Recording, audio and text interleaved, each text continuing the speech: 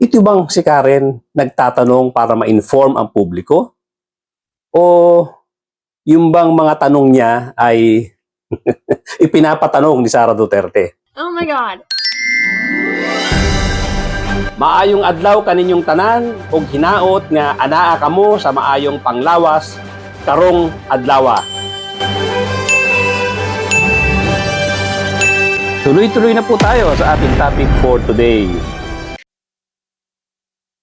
Sa mga nakaraang araw, ginawa na nga ng House of Representatives ang trabaho nila tungkol sa impeachment case ni Sara at na-establish na nga ang mga sumusunod.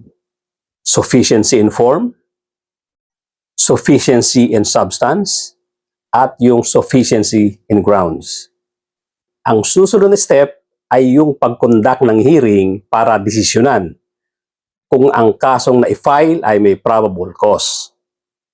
Pag ito ay mapagpasyahang kumpleto sa elemento upang sabihin na may probable cause or makatwirang hinala sa Tagalog, gagawan na ng report at isasubmit ito sa plenaryo para desisyonan.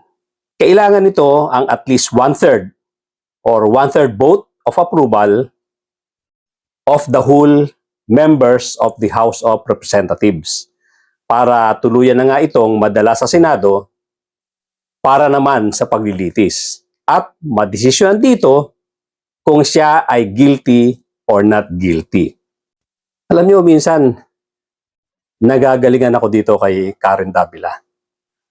Pero dito sa interview niya kay Congresswoman Luistro, wala sa tono at wala sa hulog ang mga tanong na pinagsasasabi niya. At sa tingin ko, nagtimpi ng mabuti itong si Congressman Luistro sa sobrang pa-impress na pagtatanong ni Davila. Kung hindi ba naman, hindi pa nakakasagot itong si Luistro sa unang tanong niya, babato na ulit ng isa pang tanong itong si Karen. Alam nyo, naintindihan ko naman ang kalagayan ng mga politiko. Ayaw na ayaw nilang sagupain ang mga TV anchor or personalities na medyo, alam niyo na, may pangalan sa industriya. Siyempre, kailangan nila ng mga ganitong klaseng interview for exposure. Natural yan sa lahat ng politiko. Gustong-gusto nila yung mga ganitong klaseng interview. At ayaw nilang i-antagonize yung mga nag-i-interview sa kanila, especially nga kung medyo may pangalan na sa industriya ng mainstream media ang nag-i-interview sa kanila.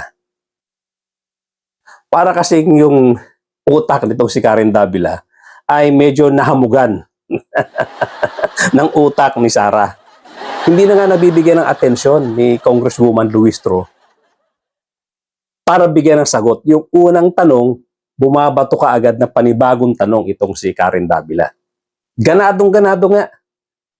Dahil nakikita niya, hindi palaban itong si Luistro. Hindi ito confrontational at pinababayaan siya doon sa mga kanyang pinaggagawang pambubuli.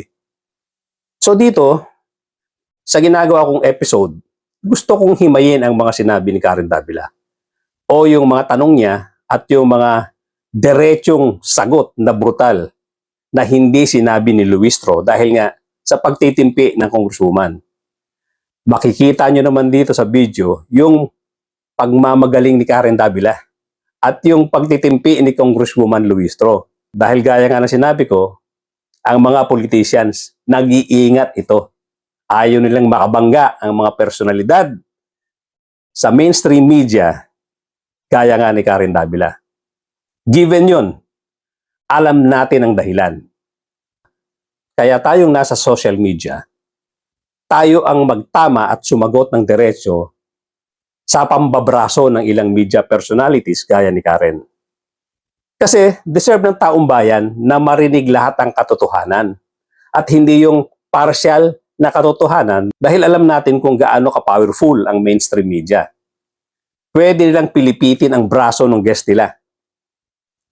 Lalo na, yun nga, kung nararamdaman nila na hindi ready na makipagtalo yung ini-interview nila. Sasamantalahin nila yan. Kaya tayo ang gagawa ng mga sagot.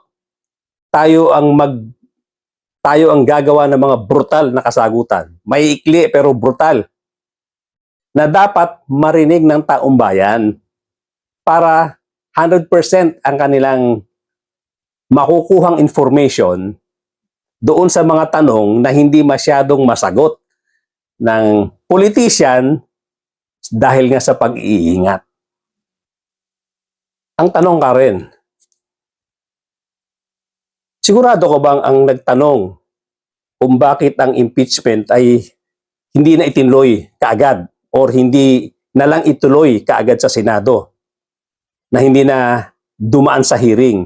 Yan ba talaga ay tanong ng mga lawyers ni Sara Duterte? O yung tanong na yan ay galing lang sa'yo?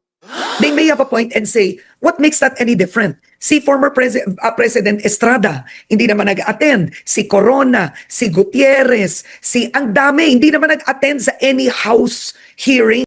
Akala mo naman doon si Karen, kabisado lahat ng mga nangyari ng mga nakaraang impeachment. Itong mga pinagsasabi niya ng mga hindi nag-attend sa hearing, talagang hindi nag-attend sa hearing yan dahil ito nga yung tinatawag nilang ni-railroad.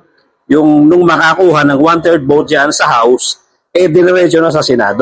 Dito sa kaso ni Sara, ito nga humirit ito sa Supreme Court. Kaya nga ito, humaba yung proseso dahil nga doon sa ruling ng Supreme Court. Yan yung totoong pangyayari, Karen. Hindi yung akala mo, alam na alam mo yung pangyayari. Butin lang, itong si Luistro ay hindi masyadong pumapatol sa'yo. Right? Kumbaga, it was brought directly to the Senate. So they may argue that's not a form of disrespect because they did reply, right? That is not a trial. So when you call Attorney Poa, what does the House expect from him? Why do you want him there? Kasi nga, Karen, ang hinahanap dito, probable cause. So lahat ng may kinalaman sa kaso, whether testimony yan or mga documentary evidence yan, dapat isomon lahat yan dahil pag hindi mo ginawa yan at basta diniretso mo at sinabi mong may probable cause, pwede kang buweltahan ng kampo ni Sara Duterte na sinasabing ni-railroad nyo ang kaso. Kahit walang probable cause, kahit kulang-kulang sa ebidensya, ay idiniretso na sa Senado. Attorney Poa, as the NCOS of DepEd ba yun or OVP, Yeah. played a significant part, even if not through the document, but by action in the utilization, alleged misuse of confidential fund, no? Pinagaganda lang ni Congresswoman Luistro yung sagot niya. Tama naman, pero may mga shortcut na sagot pero hindi niya ginagawa. Ayaw niyang barahin itong si Karen. The committee is a collegial body. All decisions are done by way of majority vote. So, Okay. ganito yan eh. But Representative, Nakita niyo ugali nito si Karen?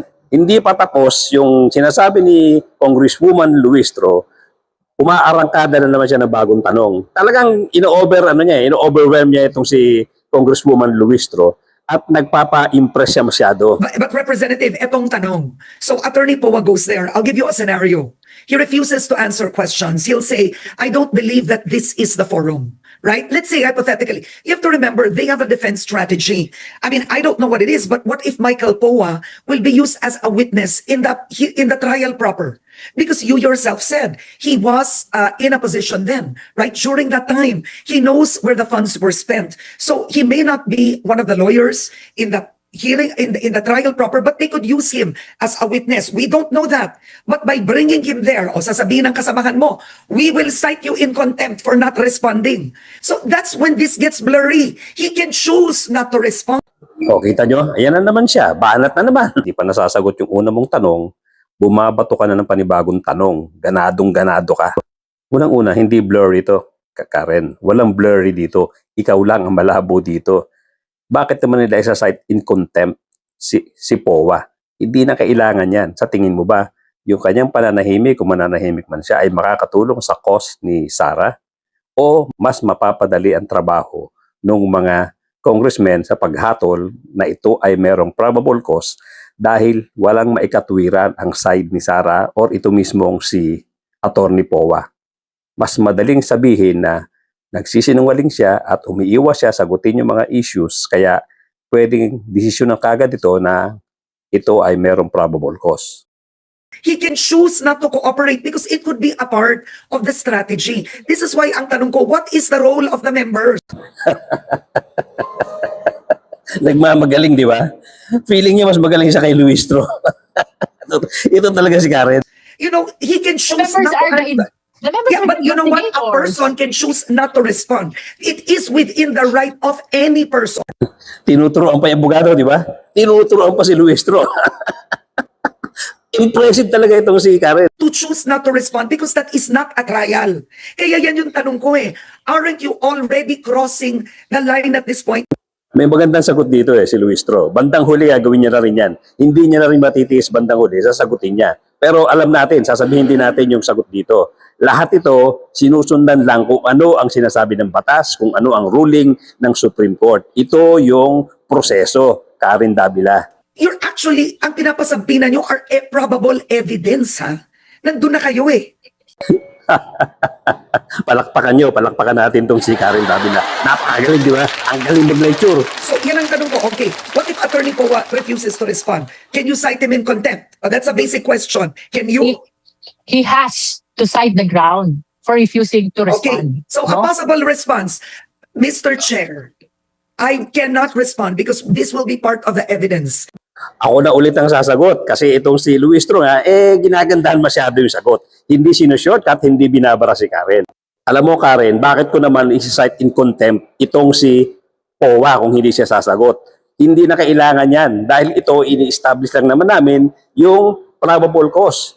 Hindi ba mas madali ang trabaho namin kung hindi sila sasagot, ibig sabihin wala silang pangdepensa, ang daling i-decide kung ito talaga ay may probable cause. Ganon kasimple ang sagot dyan.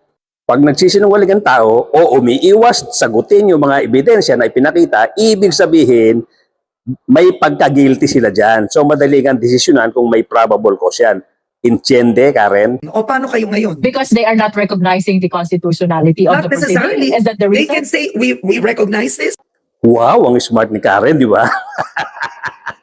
Yabang ng dating. Akala mo talaga, mas magaling pa siya kay Luistro eh. No?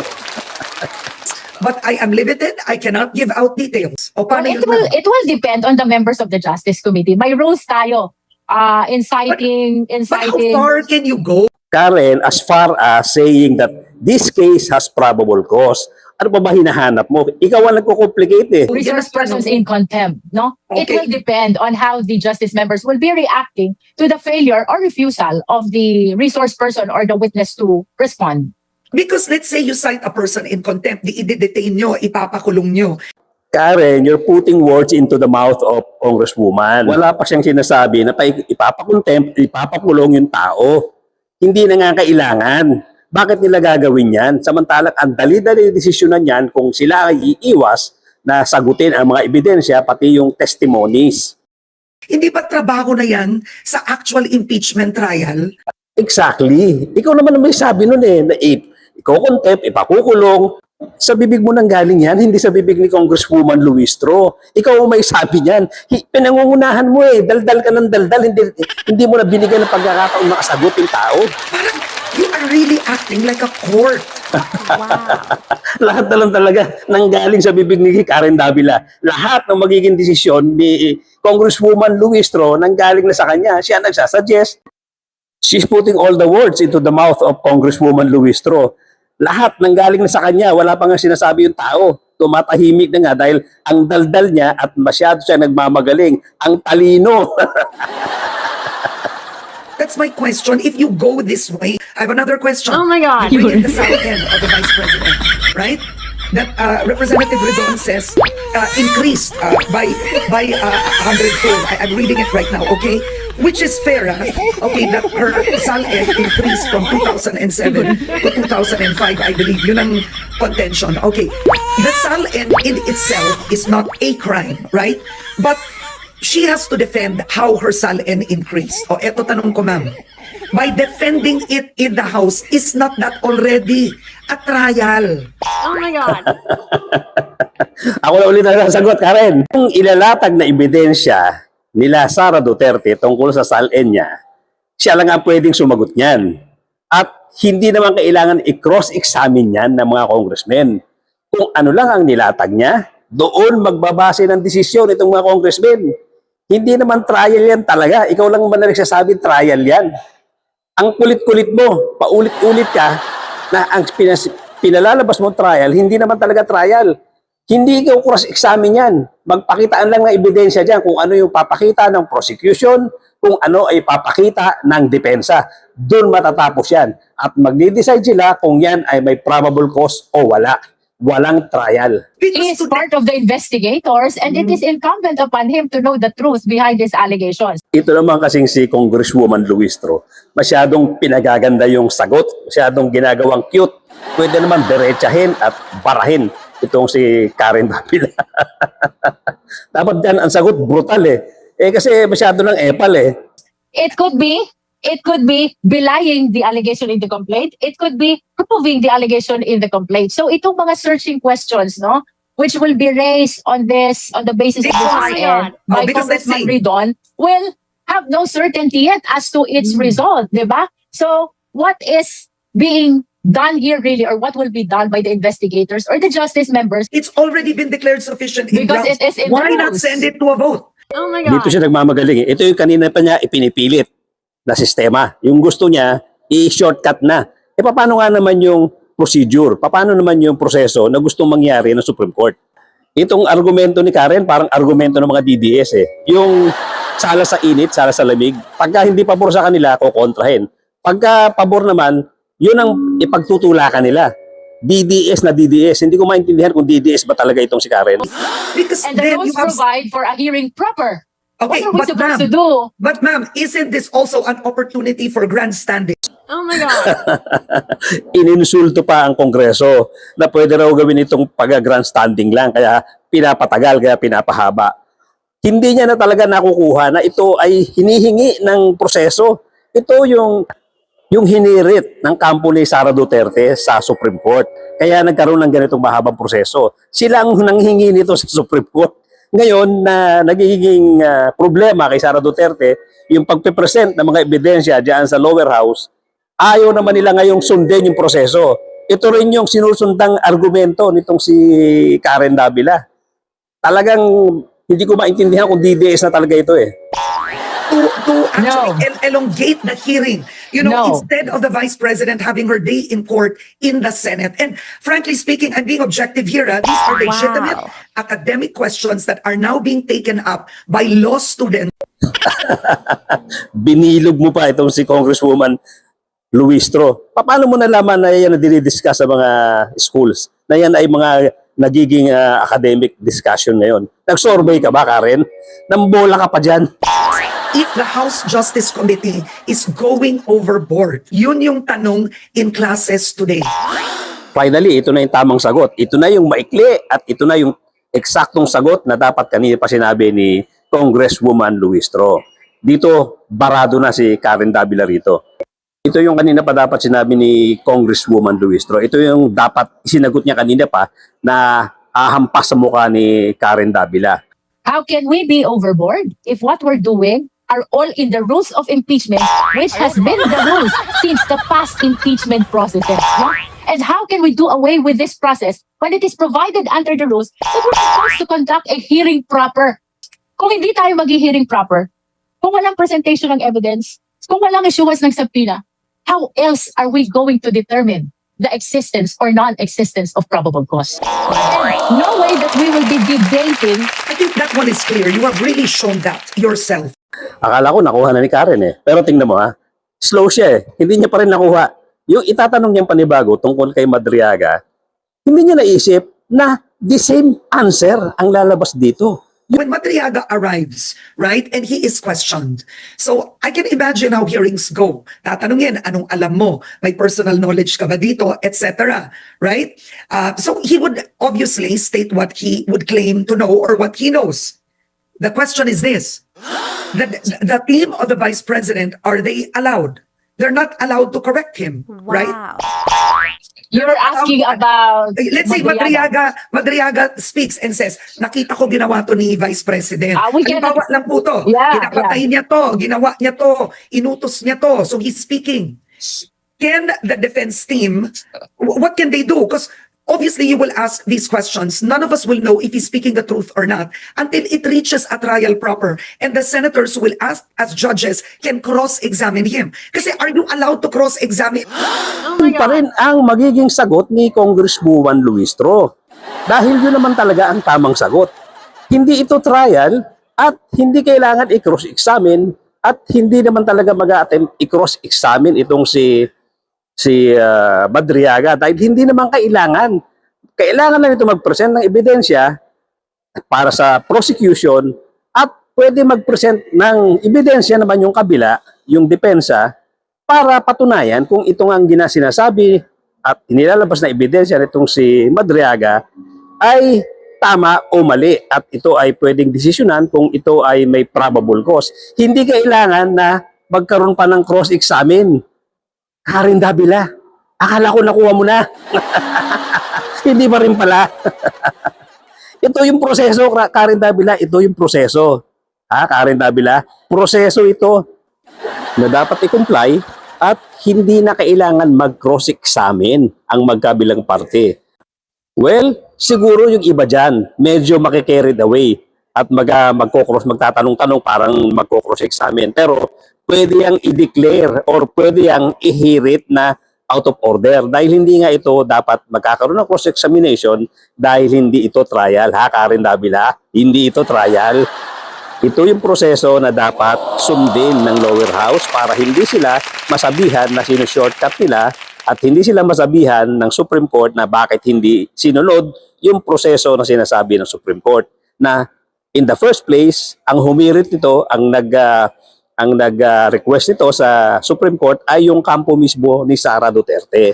Alam niyo, ang mga media personalities na to, parang ano rin to yung mga matatalinong aso. Pag nakaramdam sila na hesitant ka or hesitant ang tao sa harapan nila, nararamdaman nila yan na hindi ka confrontational. Aangilan ka niyan. At pwede kang sakmali ng tuluyan.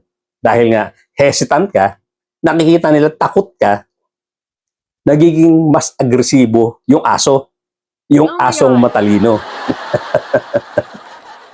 Although, in fairness to Congresswoman Luistro, nung man ng huli, sumagot na rin siya na maikli at definitive at sinagot niya na ng diretsyo yung mga katanungan ni Karen Davila na ang eksaktong kasagutan sa lahat ng mga issues na inire-raise nitong si Karen Davila ay sumusunod lang sila sa rules ng House at yung kagustuhan ng Supreme Court. Itong ruling ng Supreme Court na sinusunod ng lower house, sila Sara Duterte rin na may kagustuhan ito. Yung unang hearing dun sa 19th Congress na i-file against Sara Duterte, di ba kinontra nila yan? Umapila sa Supreme Court at ang naging resulta, ito ngang mahabang proseso na to. Sila ang may kagustuhan nito. Kaya nagkaroon ng mahabang proseso, hindi na shortcut na ginawa noon sa mga nakaraang mga impeachment proceedings. Katulad doon nangyari kay Erap na hindi na dumaan sa pasikot-sikot na hearing yan. Nung makakuha ng 1/3 vote diyan sa House, diniretso na kagad sa Senado. Hindi na po pwede yan dahil nung sila ay nag-apila diyan sa Supreme Court, itong kampo ni Sara Duterte nung nakaraang 19th Congress, nag-rule nga ang Supreme Court na hindi na po pwede yung shortcut, kailangan idaan dito sa mahabang proseso. Ito na yun. Yung kagustuhan nila Sara Duterte na i-delay yung impeachment case niya, ito yung naging resulta. Ngayon naman, parang kinokontra na naman nila ang ruling ng Supreme Court dito sa nangyayaring pagdinig or yung hearing. Dahil dito sa hearing na to, na-realize nila, maagang lalabas ang mga ebidensya. Maagang makikita ng taong bayan yung mga reklamo sa kanya at yung mga hawak-hawak na ebidensya ng mga taong nagreklamo na hindi nila kayang harapin at hindi nila kayang kontrahin. Kaya ngayon, ayaw na naman nila mag-participate Gusto nila, idiretso na naman sa Senado ngayon. Sala sa init, sala sa lamig. Nung una, kinontra nila, ayaw nilang agad-agad dumiretso sa Senado. Ngayon naman, nag-rule ang Supreme Court na kailangan dumaan sa mahabang proseso. Umayaw naman sila ngayon. Ayaw naman nila ngayon kasi na-realize nila, magkakaroon pala ng hearing. Lalabas pala yung mga ebidensya ng maaga. So ngayon gusto nilang matapos na ito, wag nang i-present gaya ng gustong mangyari or gaya ng mga itinatanong ni Karen Davila na bakit kailangan pang magkaroon ng hearing? Bakit hindi nilang idiretso sa Senado yan? Kaya nga sabi ko parang itong si Karen Davila ay nahamugan yung utak ng utak nitong si Sara Duterte. Ayaw na nilang magkaroon ng hearing sa lower house, gusto na nilang idiretso sa Senado. At doon na lang sila makikipagtagisan at doon na lang sila mambobola. Mahirap nga naman yung 2 beses ka magsisinungaling. At baka yung pagsisinungaling mo sa lower house, hindi maging consistent doon sa mga gagawin mong pagsisinungaling sa Senado. Mahirap nga naman yun. 2 beses mo gagawin yung pagsisinungaling. Kaya ngayon, ayaw nila mag-participate dito sa hearing, gusto nila dalhin na kagad sa Senado. Ganyan itong ugali ng mga DDS na to, ganyan ang ugali nitong si Sara Duterte. Pagka hindi pabor sa kanila, lahat ng klaseng pagkontra gagawin nila. Ngayon sasabihin nila ang constitutional na naman. Samantalang sila may kagustuhan yan. Mahirap naman talaga magsinungaling. At mahirap magsinungaling lalong-lalo na kung 2 beses mo siyang uulitin dito sa lower house at doon sa Senado. Pero ito yung resulta ng inyong kagaguhan. Ito yung resulta ng inyong katangahan. Ito yung resulta ng inyong pag-iwas sa responsibilidad ninyo, pag-iwas sa accountability ninyo. Hanggang dito na lang po muna mga kapatid, mga kababayan. Thank you so much for joining me today. At doon po sa mga bago lang sa akin channel, kindly subscribe. Malaking bagay po sa atin yan, ang inyong subscription. Wala naman pong publikasyon kayo dyan. Wala kayong babayaran sa YouTube. Thank you so much for your comments at sa inyong pagla-like. Malaking tulong din po ang inyong pag-like at pag-share at yung inyong mga komento. Pipilitin po nating masagot ang mga komento ninyo. At again, yung inyong subscription ay napakahalaga po. Thank you once again, ladies and gentlemen, at mga kapatid, mga kababayan. Magkita-kita po tayong muli.